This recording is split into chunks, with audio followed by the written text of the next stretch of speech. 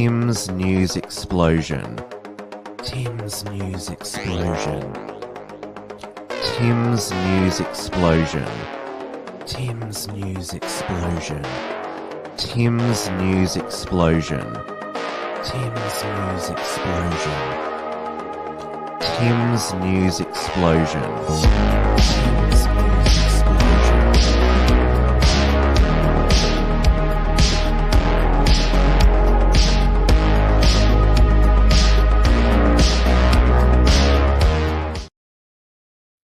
Hello, everyone, and welcome to this week's Tim's News Explosion on this ANZAC Day Monday. Today, obviously, therefore, being the 25th of April, 2022. It's the first ANZAC Day in 2 years where Australians are free to travel to the Gallipoli Peninsula over in Turkey to witness a frontline dawn service where the ANZACs landed on those shores on this day in 1915. We are live on the Wilmsfront YouTube, D-Live and Odyssey channels, as well as the interactive entropy software, where you can send through a question or even better yet, send through a super chat. Hello to all the regulars in the chat, Margot, Slayer, Cresho and Ron.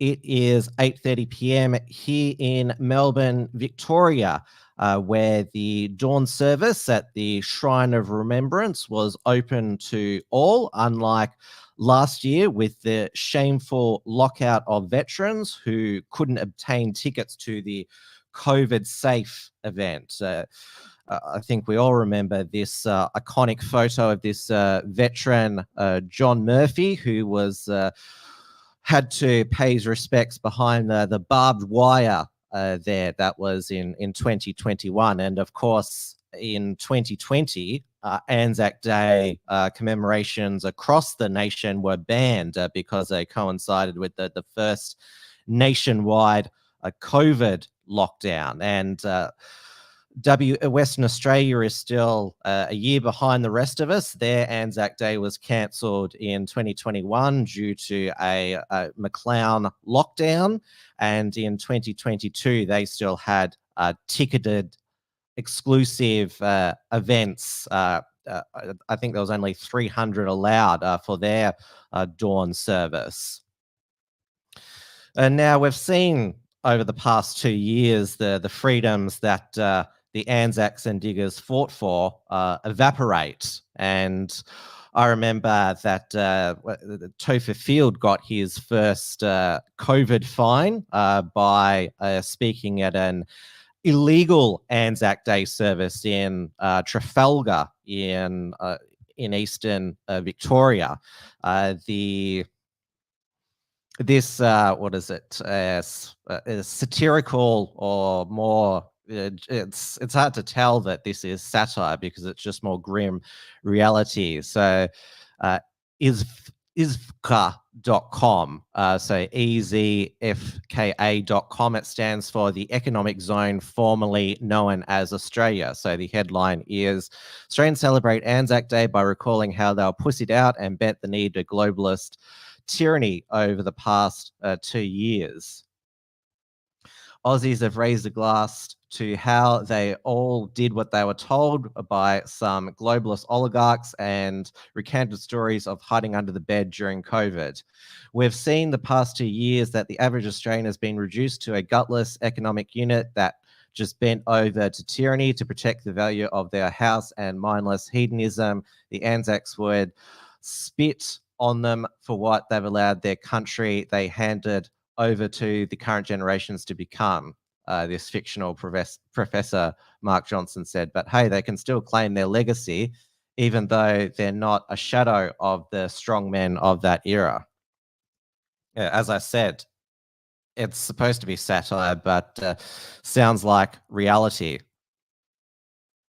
Now, we had Scott Morrison today in his speech at the War Memorial, invoke the ANZAC or war sacrifices of the ANZACs, comparing it today to the Ukrainians fighting for their freedoms in the spear of the arc of autocracy. And as this collapsitarian blog says, do you know what's pretty autocratic, Scott? Putting the country under lockdowns, a term that originated in the US prison system, making people unemployable for not taking something, suppressing information about the origins of a virus released in a hostile power that has all the hallmarks of something.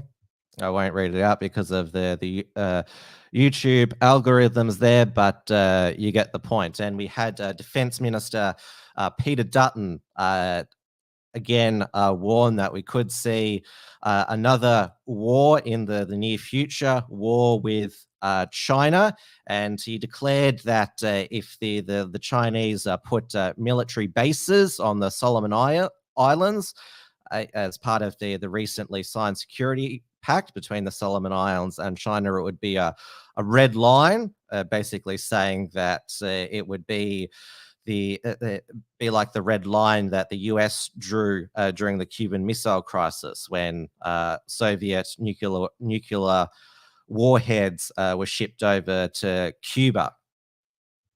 We had the Greens call this the fears that China will build a military base on the Solomon Islands are actually racist. So Jordan Steele John, the WA Greens senator, who's their foreign affairs spokesman, said that Australia's approach to China has been paternalistic and racist because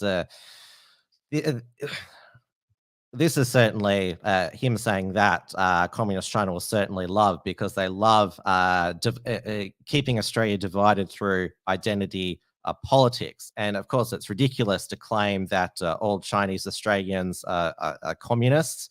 If you criticize Communist China, you're not criticizing all Chinese. That's ridiculous.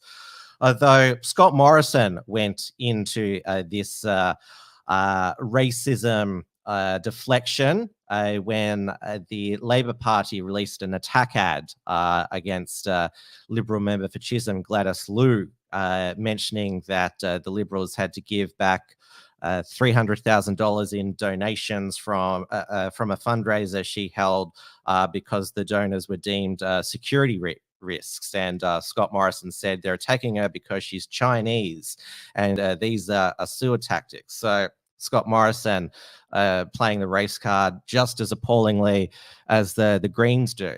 And now the far left, they used to attack ANZAC Day and the ANZAC legend.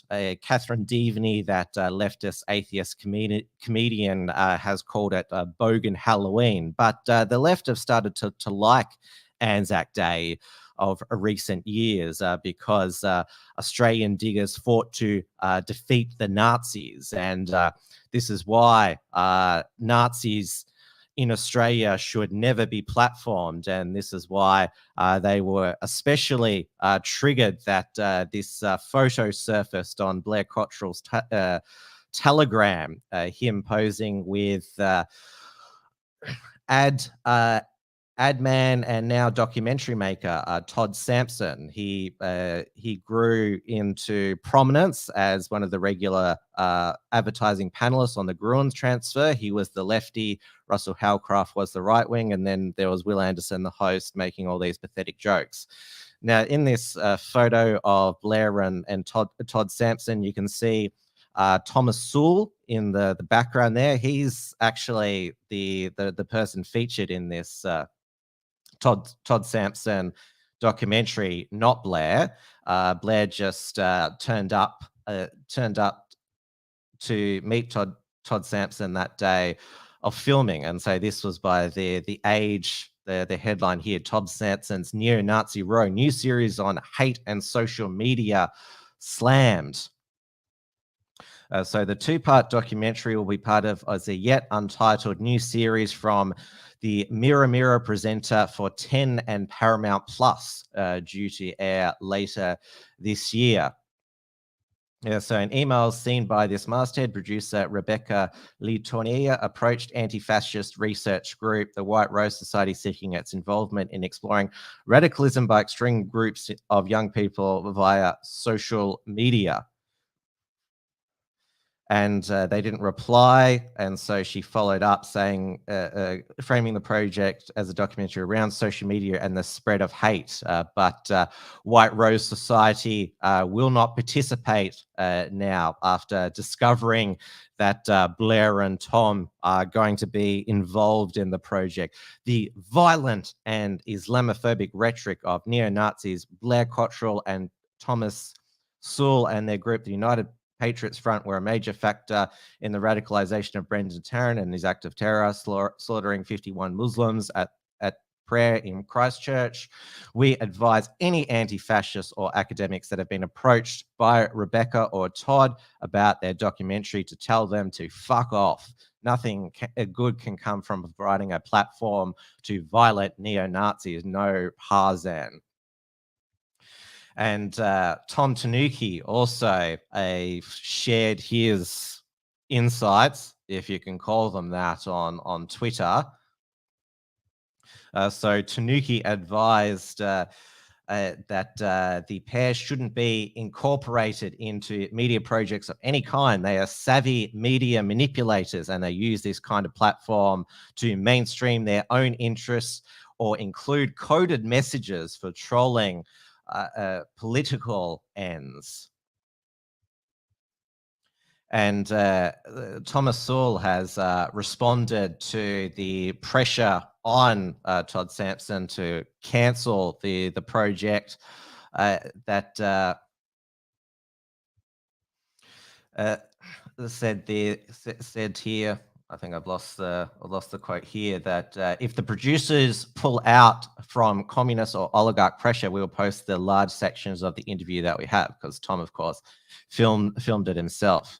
And Tanuki, he was extremely triggered that Sampson was smiling in the photo with Blair. Look at the guy, Tanuki wrote of Sampson, so happy to be there, so chuffed. Dude has no idea of the ramifications that he is doing. Think you're Louis Thuriox, mate. Referencing the documentary maker Louis Thuriox, who frequently penetrates extreme sects, cults, and political groups in his work. God give me strength. And now Blair published on his Telegram channel a 12-minute response to this Antifa White Rose Tanuki triggering. Tanuki's real name is Thomas Stevens. And as Blair pointed out, they're basically saying that Blair is, well, as they say, a media manipulator, basically saying that if he's giving a platform, his message will resonate with a mass audience and lead to more people agreeing with his point of view. And as the White Rose Society said, they're boycotting the project because they don't want to be, it seems that they don't want to be up against Blair or Tom's arguments. And it basically seems to me that White Rose and Tanuki, they basically have no, they don't believe that their arguments, their political worldview can stand up by itself and convince people by itself. And so they need to censor and deplatform their opponents, because they either believe that it's so easy to be persuaded by the other side, or that they believe that the population are too stupid to know what's good for them, and they'll easily be swept in what Tom and Blair have to say. And as Blair said, there hasn't been this mass triggering since Blair was on Sky News in 2019. They're still triggered that ABC Hack Live gave Blair a platform. And by their amplification and making Todd Sampson trend on Twitter, they've also made Blair and Tom trend as well. So they've actually, in their triggering, have actually amplified Blair and Tom again. Like they have this that's how triggered they get. I initially thought that Todd was making a documentary on Face Your Fears, because on the Gruen transfer, he wore a shirt once that said, "White people make me nervous." He is married to an Asian, and so has half Asian kids. So he doesn't get triggered in his family home unless he sees himself in the mirror. Then he gets quite nervous, it would seem there. But moving on to the main crux or main focus of tonight's Wilms Front, and that is,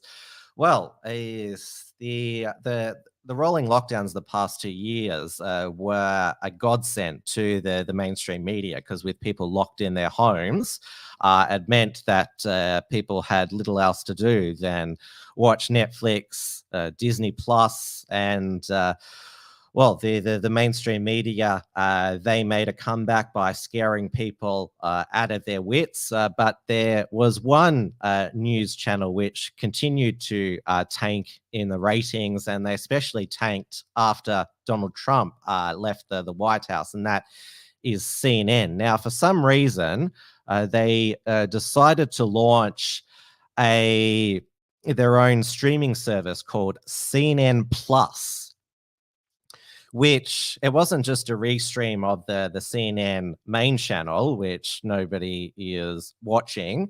It was all new extra content.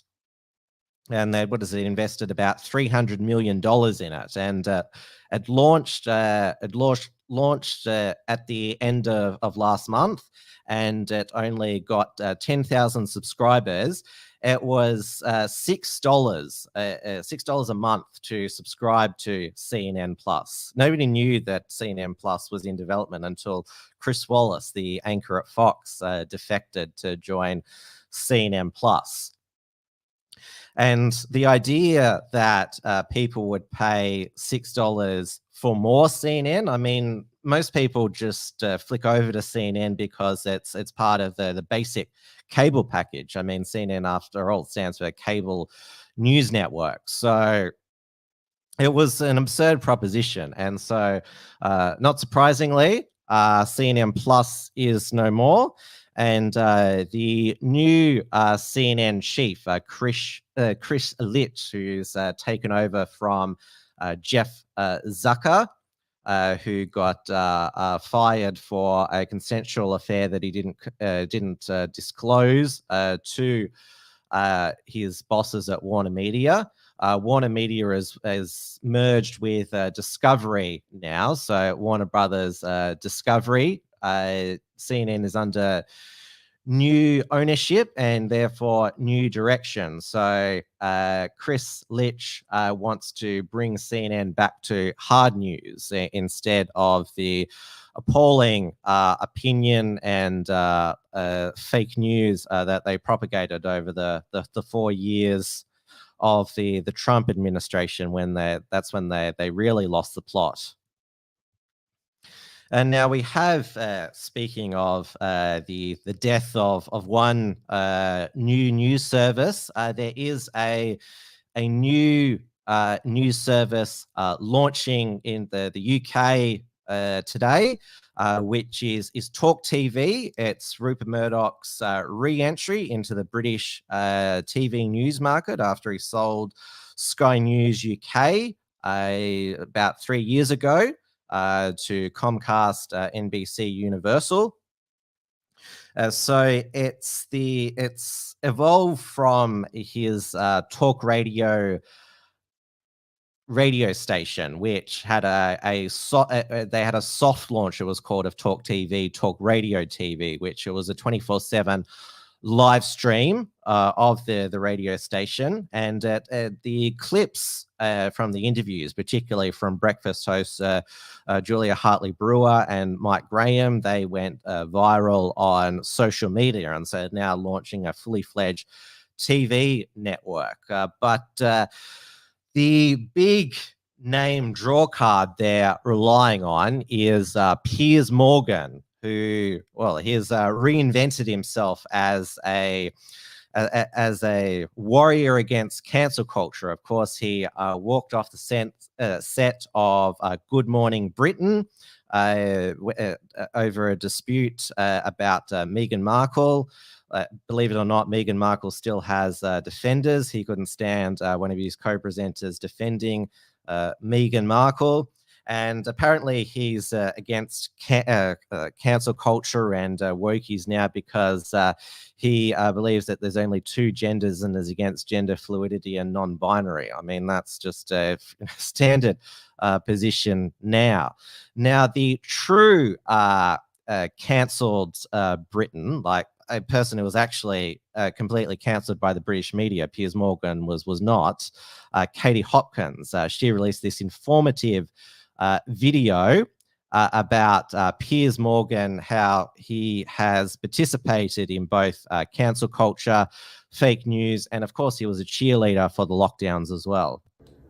Yeah, Sally here from Press and PR. Just wanted to go through some of the talkers for the Piers Morgan show. So we're overlooking that he put false pictures on the front of the mirror endangering British troops, because we're not going to talk about that. Okay, and the phone hacking thing, we're going to sweep that under the carpet. Okay, perfect.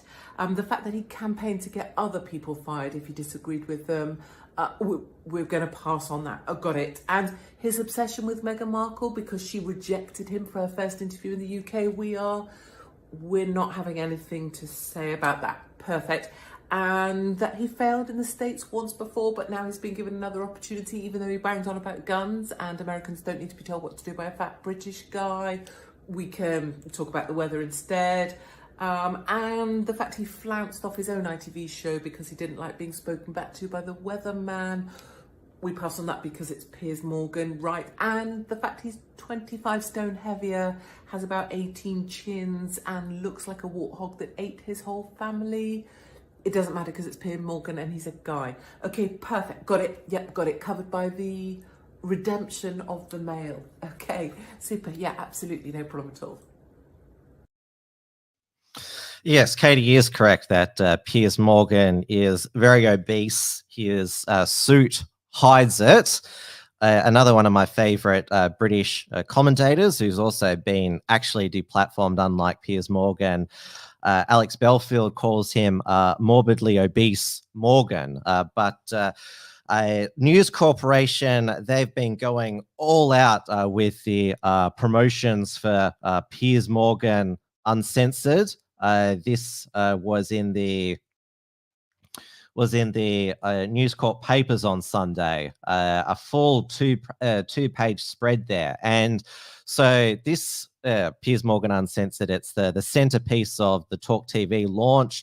It's going to be broadcast on Sky News Australia. Piers Morgan came down under last month to be on all the Sky News programs to promote it. And he also went over to Fox News in the US to promote it. And his show is going to be on the Fox News streaming channel Fox Nation, which is actually much more successful than CNN Plus. But you'll also recall that Piers Morgan, he's failed in the US TV market before with his CNN program Piers Morgan Tonight. And the reason why it was such a complete failure because he just ranted against guns and the Second Amendment every night. And that's not going to resonate with a US audience. And I'm sure a lot of you remember the famous episode where he had Alex Jones on to debate Piers Morgan. It was incredible. Alex Jones absolutely used that opportunity to supercharge his following. But yes, I don't think that that Piers Morgan is going to be the cancel against cancel culture draw card that Rupert and News Corp think he is. Remember that Sky News, they cancelled Alan Jones to make way for Piers Morgan, and they've cut Paul Murray's show down to an hour. He's being paid, Piers Morgan, £50 million over 3 years, which works out to 78 million Australian dollars. So he's earning nearly 30 million Australian dollars per year. I mean, what's he do with all that money? He's apparently going to, it also includes a book deal, and he's going to write columns for the New York Post and the Sun and the new News Corp tabloids as well. And he's already pissing off the conservative base that a lot of News Corp papers have with his interview with Donald Trump, or the promo for it, which claims to show that Trump walked off the interview because Trump didn't agree with him. Because Piers Morgan believes that Trump lost the election fair and square, and apparently Trump walked off from that. My advice is don't get sucked into watch this interview. Do not give Piers Morgan any airtime, clicks, or views at all. I would so love for this to completely flop like his US TV show is. And yeah, they've fired a whole bunch of other News Corp talent to make way for him. Now, on to the other failing media platforms, and we've seen Netflix and Disney stocks plunge. Netflix, it's become the most expensive streaming service with less content. I think their highest package is 23 Australian dollars a month for 4K content and 4 screens. I mean, literally all there is on Netflix now is the original content and B grade movies. They haven't had a successful TV show since their first ones, House of Cards and Orange is the New Black. And the only thing I watch on Netflix is their crime documentaries, but they also have plenty of woke content as well. When I logged into my Netflix, the show they were promoting was Heartstopper, which is promoted as a swoon-worthy, heartfelt teen LGBTQ drama. So yes, another groomer show, which is, well, Disney haven't copyrighted the groomer format. They've also on Disney Plus got their own LGBT teen show called Love Victor. And both Netflix and Disney stocks have plunged. This is Netflix's plunge here, and this is Jim Cramer, the CNBC business guru, saying buy Netflix up here, and it's just crashed. And of course, Disney capitulated to its woke employees and decided to oppose Ron DeSantis's parental rights in education bill. And DeSantis and the Parliament or Congress of Florida decided, what is it? You don't like how we're enacting democratic laws in Florida? We'll strip you of your self-governing status. Because basically, since 1967, Disney in Orlando, where it has its theme park, was able to basically have its own county, or you could even call it its own foreign nation, where it was exempt from certain taxes and building regulations. So DeSantis, even though he's a governor, is basically already annexed his first territory. He obviously has ambitions to be president, so he's taken back the Reedy Creek area from Disney there. And it's interesting, the progressive Democrats, they're upset that Disney is going to have to pay more tax now, and that they're not going to have special legal privileges there. So that is certainly something that has backfired on Disney, and he is leading the way against the woke bullies and corporations. And we're seeing, Netflix and Disney, literally, they have gone woke and have gone broke. Now, another big media outlet, the Washington Post, which is owned by Amazon's Jeff Bezos. One of their journalists, if you can call it that, Taylor Lorenz, doxed the libs of TikTok creator, literally doxed her. So her name is Chaya Rachik. I think I pronounced that right. Because in that Washington Post article, Taylor Lorenz provided a link to her real estate license, intent to try and get a real estate license revoked, which included her home address. And Taylor Lorenz went to her home address, and of course she is somebody who, Taylor Lorenz, who cried about being bullied online. She's claimed that she had severe PTSD from being a journalist, and she broke down in an MSNBC interview. Again, a scumbag hypocrite who only wants, who believes that it's okay that when she does the doxing, but not when people criticize her. The Washington Post claimed that, oh, she didn't violate any of our ethics. Yeah, because your ethics document is a pile of garbage. That's that's why. Now let's. I should reference that the libs of TikTok Twitter account is still up and active. The operator Chaya hasn't been intimidated, and all the account is just reposting basically liberal groomers on TikTok. And this Taylor Lorenz, she actually credits this account of inspiring DeSantis' parental rights and education bill. She said she did the story because she thought it might be a foreign actor. That was her excuse there.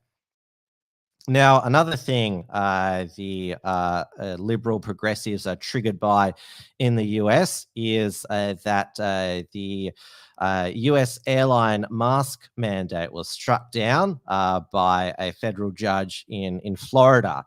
And for some reason, even though people were celebrating mid-flight that the mask mandates were lifted, Jen Psaki, the White House press secretary, said that, just because there was a clip going around of one plane doesn't mean that. But you've seen multiple plane loads, US planes with heaps of people maskless.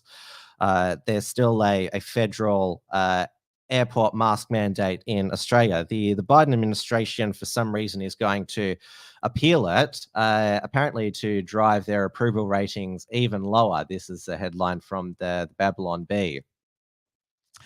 So listen, setting records is a matter of principle I've held dear since back when I was a chief judge for the folks at the Guinness World Records, Biden said to journalists. The Justice Department has already begun the appeals process as part of a government-wide effort to appear as the inept enemy of the people. The claim to have enough grifty health professionals to convince the appeals judge how mandating useless cloth face coverings on airplanes is just the ticket to give President Biden a clear lead as the worst president in American history.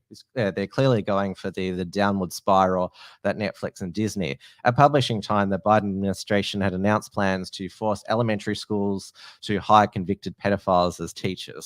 Babylon Bee, they're really going all in with their articles these days against the Biden administration and the groomers.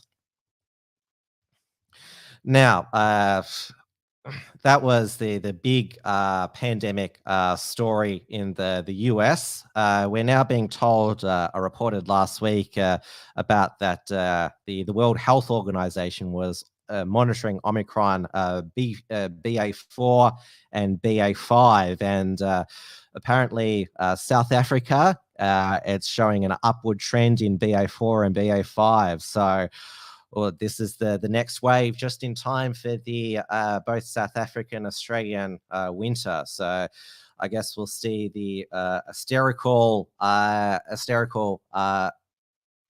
health experts in Australia call for restrictions and masks again. So we'll see what winter brings here in Australia. But for now, the focus of the Australian media is the federal election, and John Howard, the former Liberal Prime Minister, had an astonishing insight into what this election means. Former Prime Minister John Howard says the federal election campaign boils down to who Australians want to lead the country for the next 3 years. I never knew that. That's quite a revelation there, Johnny. So we've had another Ipsos poll tonight, which has the coalition at 32%, primary Labor 34%, which is 55 to 45 Labor. So Labor is still far ahead in the Ipsos Financial Review poll. There's going to be a news poll that's going to be dropping tonight. We'll see where that is as well. But despite Albo being in isolation, the polls are pretty much the same, and Albo is still doing Zoom interviews, and the only symptom he has from COVID is he's just got an extra nasally voice like this. So there is no more public holidays until the federal election now. So it's the next 4 weeks. It's going to be all out campaigning. Saturday, the 21st of May is our election day. And of course, here at Wilmstrand and the Tim's News Explosion, Wilmstrand and the Unshackled, we will be doing an election night live stream, 6 p.m. Eastern time when the polls close over here, and have an all-star panel with Stephen Berry, Richard Wollstonecroft, Septimus Kane, and also Kyle Kutazi as well. The nominations have closed now, and the candidates have been declared.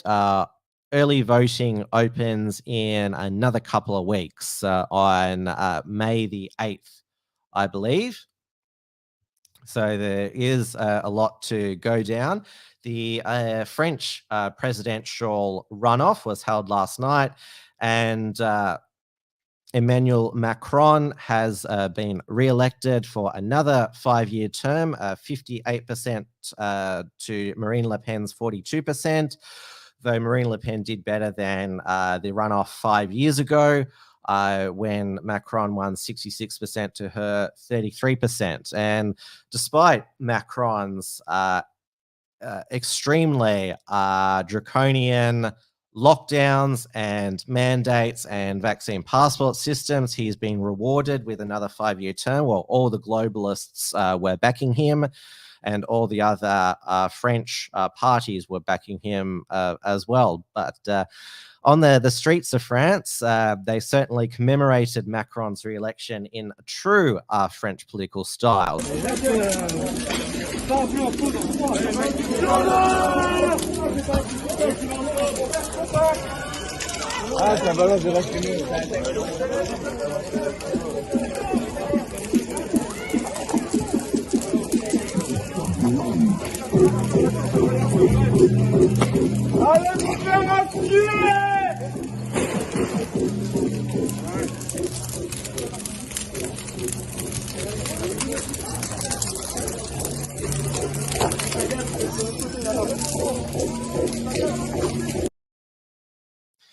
Macron is already bringing the nation back together with his re-election.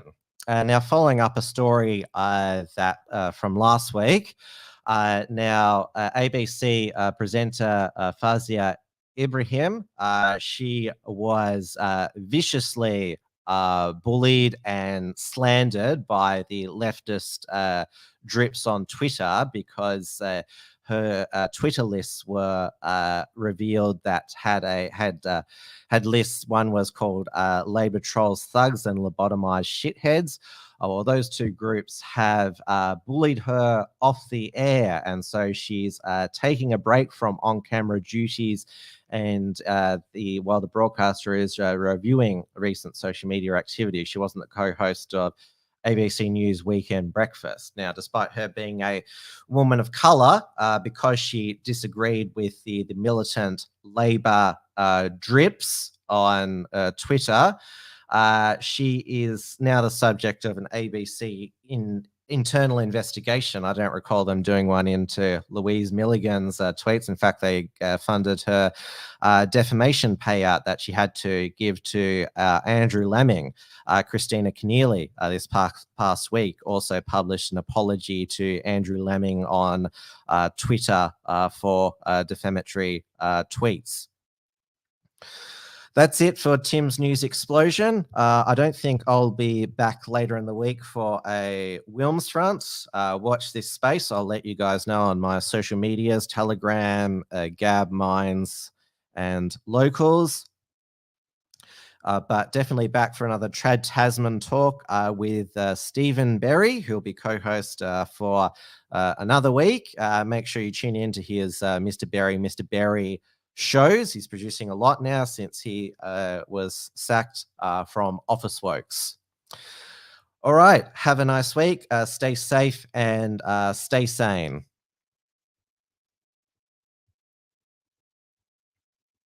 Tim's News Explosion. Tim's News Explosion. Tim's News Explosion. Tim's News Explosion. Tim's News Explosion. Tim's News Explosion. Tim's News Explosion. Tim's News